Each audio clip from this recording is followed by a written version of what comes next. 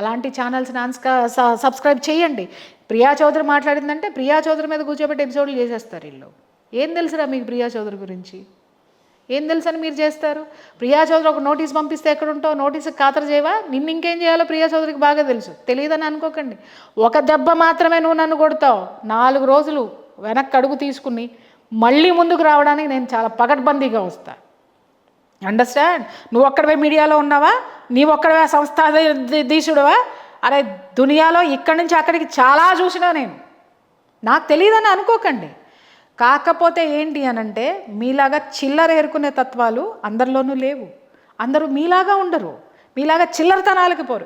ఈరోజు జరుగుతున్నదంతా ఛానల్స్లో జరుగుతున్నదంతా చిల్లరతనమే జరుగుతుంది చాలా వరకు, చాలా ఛానల్స్లో, నాట్ అన్ని ఛానల్స్. మీరు కరెక్ట్గా చెప్పారు. ఇటువంటి సోషల్ మీడియా వేదికలు మనం ఏదో గట్ల మీద కూర్చునే ముచ్చట్లు కాదు. అదేవిధంగా ఒకరిని హింసించడానికో ఒకరిని ఎత్తి చూపించడానికో ఉన్న వేదికలు అసలే కాదు. డెఫినెట్గా మంచి మార్పు కోసం, సమాజంలో ఆశావాహ దృక్పథం కోసం మనం ప్రయత్నం చేయాలే తప్ప సో అందరూ మారాల్సిన అవసరం ఉంది. అందులో కొంతమంది మీరు చెప్తున్న ఎవరైతే సోకాల్డ్ అర్నలిస్టులు అనుకోండి, లేకపోతే వాటెవర్, వాళ్ళు మారాల్సిన అవసరం ఉంది. ఇకపోతే వాళ్ళు మారకపోతే ప్రకృతి మారుస్తుందమ్మా. ఏం పర్వాలా. ఇవాళ వీళ్ళకి ఒక ప్రియా చౌదరి మీద దుమ్మెత్తి పోసినందుకు మాత్రం ప్రియా చౌదరి జీవితానికి వచ్చిన నష్టమేం లేదు. 4 రోజుల తర్వాత జనం మర్చిపోతారు. కానీ ప్రకృతి నీ మీద విసిరే పంజాకి మాత్రం నీకు జీవితం ఉండదు. సో ఇకపోతే ఇటు సోషల్ మీడియా సంగతి కాసేపు పక్కన పెడితే ఎంటర్టైన్మెంట్ టెలివిజన్లో కుటుంబ వ్యవస్థల్ని చిన్నాభిన్నం చేసే సీరియల్స్ని మనం చూస్తున్నాం. ప్రతి సీరియల్లో కూడా ఒక లేడీ విలన్ డెఫినెట్గా ఉంటుంది. ఆ లేడీ విలన్ వల్ల కుటుంబం మొత్తం నాశనం అయిపోవడం, దాన్ని ఇంట్లో ఉన్న వాళ్ళందరూ వాళ్ళ పనులు మానేసి కళ్ళప్పగించి చూడటం, ఇన్ఫ్లుయెన్స్ అవ్వడం. దీనికి మనకు ఒక ఎగ్జాంపుల్గా చూస్తున్నాం. మనం గమనిస్తే ఒకసారి ప్రియా చౌదరి గారు, భర్తల్ని చంపే భార్యలు ఒకప్పుడు మనం అసలు వినలేదు. భర్త భార్యను చంపేవాడు కానీ ఈ మధ్యకాలంలో ఇంతటి ఘోరం చాలా రిపోర్ట్ అవుతున్నాయి ఇలాంటి న్యూస్. సో ఇదంతా ఇట్లాంటి ఇన్ఫ్లుయెన్స్ కాదంటారా? 100%. మనము ఏ జ్ఞానాన్ని ఇస్తున్నాం? ఈ media, so called media, entertainment media అనుకోండి, లేకపోతే న్యూస్ ఛానల్స్ అనుకోండి, లేకపోతే సోషల్ మీడియా అనుకోండి, ఏదైనా కానీ ఇవాళ సమాజాన్ని భ్రష్టు పట్టించే దిశగా తిరోగమనం వైపు తీసుకెళ్తున్నాయి తప్ప జనాన్ని పురోగమనం లేదు.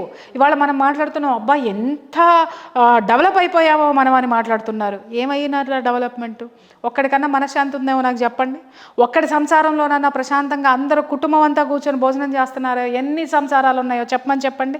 అలాగే వీళ్ళు తీసేటటువంటి సీరియల్స్ ద్వారా ఎంతమంది జ్ఞానాన్ని నేర్చుకొని ఆ యొక్క దాన్ని ఏమంటారు, ఆవిడ వెళ్ళింది చూసావా, కల్పనా చావ్లానా ఆవిడ, ఆ విధంగా రోదస యాత్రలు చేసిన వాళ్ళు ఎంతమంది ఉన్నారో చెప్పమని చెప్పండి. వాళ్ళ యువత అంతా ఎంత భ్రష్టు పట్టిందో, మహిళలు ఎంత నీచమైనటువంటి స్థితిలో అజ్ఞానంలో దిగజారిపోయి ఉన్నారు అనంటే, ఇవాళ పని ఉంటే సోషల్ మీడియాలోనే ఉండి వాటి యొక్క జాడ్యాన్ని బుర్రకెక్కించుకొని ఒక్క మహిళ కూడా సంసారాన్ని సమర్థవంతంగా నడిపేటటువంటి స్థితిని కోల్పోయింది.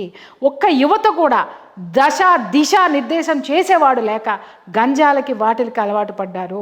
ఇవాళ నేను చెప్తున్నాను, స్కూలు పిల్లలు అదేంటి, మీరు ఒకసారి కాలేజెస్కి వెళ్ళండి. కాలేజెస్ వరకు కూడా కాదండి, స్కూల్ నుంచి మొదలుపెట్టి కాలేజెస్ మొత్తం వెళ్ళండి. కాలేజ్ బాత్రూముల్లో, స్కూల్ బాత్రూముల్లో ఏముంటాయి తెలుసా అమ్మ? పిల్లల జేబుల్లో ఏముంటాయి అడగండి? ఈ సిగరెట్స్ ఉన్నాయి, ఆడపిల్లలతో సహా. ఎందుకు? ఇంట్లో పట్టించుకునే తల్లి లేదు. తల్లి బిజీ, ఉద్యోగం చేయాలి. ఎందుకంటే తండ్రి ఇంకా బిజీ, ఎందుకంటే ఇంకొక తల్లితో ఉంటాడు, లేకపోతే ఇంకా 4 ఉద్యోగాల్లో ఉంటాడు. వీళ్ళందరూ కోట్లు సంపాదించేస్తున్నారు. కానీ ఆ పిల్లవాడు మానసిక పరమైనటువంటి ఆనందాన్ని, తనలో రగిలేటటువంటి అలజడులు, శారీరకంగా మానసికంగా, విద్య పట్ల వచ్చే స్ట్రెస్ కానీ, సమాజం నుంచి వచ్చే స్ట్రెస్ కానీ, తనలో జరుగుతున్నటువంటి హార్మోన్స్ ఇంబ్యాలెన్స్ యొక్క స్ట్రెస్ కానీ, సరైనటువంటి ప్రేమని కుటుంబం నుంచి పొందలేక వాళ్ళు ఇలాంటి వాటికి అలవాటు పడుతున్నారు. ఇప్పుడు చెప్పు, నువ్వు నేను సంపాదించి ఏం చేస్తున్నావు? కనీసం బిడ్డలకి ప్రేమ పంచలేనటువంటి సంపాదనలో ఉమ్మడి కుటుంబాలు ఉండేవి. వీటిల్ని గురించి ఏ మీడియానైనా ప్రశ్నిస్తుందా? ఏ మీడియాలో కూర్చున్న సోకాల్డ్ ఏది 6000 సంవత్సరాలకు వచ్చే అమావాస్య చాలా ఇది, పలానా రాసుల వాడు పడి చచ్చిపోతాడు, ఈ రాసులకి ఈ రాసులు పెళ్లి చేసుకుంటే కొట్టుకు చస్తారని చెప్తున్నారు తప్ప, అమ్మ ఒక ప్రేమని పంచి ఇవ్వండి, స్త్రీలు ఇంట్లో ఉండి ఇల్లును చూసుకోండి, మగవాళ్ళు మీరు స్త్రీలను గౌరవించండి, అలాగే అమ్మ కుటుంబం అంటే ఏంటో చూసుకోండి, సంతృప్తి అనేది ఏంటో ఎవడైనా నేర్పుతున్నాడా? ఈ పూజ చేయండి, ఒక్క రోజులో కోటేశ్వరం. కొన్ని క్లాసులు వస్తున్నాయి ఈ మధ్యకాలంలో, నేను చూస్తున్నానమ్మా, ఇలా కూర్చొని ఇలా ఇలా money money money money money అనగానే కోట్లు వచ్చేస్తున్నాయంట. అదే ఆ తరీకా ఏంటో చెబితే నువ్వు మీడియా ఆపేసి కూర్చోవచ్చు, నేను ఈ విధంగా వరలటం ఆపేసి మనీ మనీ మనీ మనీ అదేందో ఉంటాయి, బోళ్ళు ఉంటాయి, అవన్నీ చేసేసుకుంటే అందరూ కోటీశ్వరులు అవుతారు కదా. ఊరికే మనీ వస్తుంది కదా.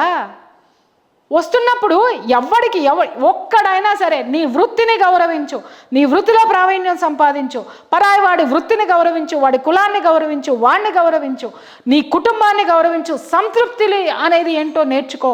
సుఖం ఎక్కడుంది, సంతోషం ఎక్కడుంది, ఒక కుటుంబానిలో ఉంది. ఆ కుటుంబం బాగుంటే సమాజం బాగుంటుంది, సమాజం బాగుంటే దేశం బాగుంటుంది, దేశం బాగుంటే లోకం బాగుంటుంది. చెప్పేటోడు ఒక్కడన్నా ఈ దునియాలో ఉన్నాడేమో చూపి నాకు. ఇప్పుడు మీరు పిల్లలు అంటే ఒక మాట గుర్తొస్తుంది. ఇప్పుడు ఇంటర్నెట్ ప్రభావం కూడా పిల్లల మీద చాలా తీవ్రంగా ప్రభావం చూపించినట్టుగా కనిపిస్తుంది. వారి మానసిక ఎదుగుదల మీద కావచ్చు, తీవ్రంగా ఇప్పుడు కార్పొరేట్ చదువులు ఒకటి, ఇవన్నీ కలిపి వీళ్ళని ఏ స్థితికి తీసుకెళ్లే అవకాశం ఉంది? మన ధర్మం, మన సంస్కృతి ఎటువైపు పోతుందంటారు? ధర్మము సంస్కృతి నిలకడగా అలాగే ఉందమ్మా. కానీ మీరు చెప్పారు కదా కార్పొరేట్ సెక్టర్, ఈ ప్రభావం కార్పొరేట్ సెక్టర్కి ఎదిగిపోయినటువంటి వాళ్ళందరి జీవితాలు అధఃపాతాళానికి వెళ్ళిపోయినాయి. లేకపోతే ఏంటమ్మా, 4 ఏళ్ల పిల్లోడికి గర్ల్ ఫ్రెండా, 3వ తరగతి చదువుతున్న దానికి బాయ్ ఫ్రెండా? ఎందుకు వెళ్తున్నారు వీళ్ళు బాయ్ ఫ్రెండ్లు గర్ల్ ఫ్రెండ్ల వైపు? ఈ ఎడ్యుకేషను ఈ జ్ఞానం ఎక్కడి నుంచి తెచ్చుకుంటున్నారు?